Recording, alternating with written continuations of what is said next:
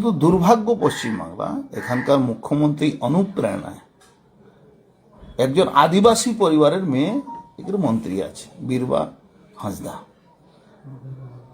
তাকে অন্ধকারে রেখে বা তার জানে, আমি জানি না ও জানে কি না জানে, কিন্তু এই জগদ্দলের বিধায়ক মতন অনেক বিধায়ক আছে, এদের পয়সা কি করে কামাতে হবে, হাউ টু আর্ন মানি, এই সিদ্ধান্ত নিয়ে এরা কাজ করে। এখন ওই গাছটা কেটে ওখানে প্লটিং করে, ওখানে জানেন দুনিয়া বাংলাদেশি, ইভেন একজন মেম্বার আছে বাংলাদেশ, একজন মেম্বার বাংলাদেশি আছে, ওখানকার ক্রিমিনাল, নোটোরিয়াস ক্রিমিনাল, তার বাবু ওখানে কাউন্সিলর আছে, বা কাউন্সিলর বলছি মেম্বার আছে পঞ্চায়েতে। তো এরা কি করে এন্টি সোশ্যালদেরকে দিয়ে ওই জায়গাগুলোকে নষ্ট করা, জায়গাগুলো বিক্রি করে দেওয়া, পুকুর ভরাট করে দেওয়া, গাছ কেটে দেওয়া, বাগান কেটে দেওয়া,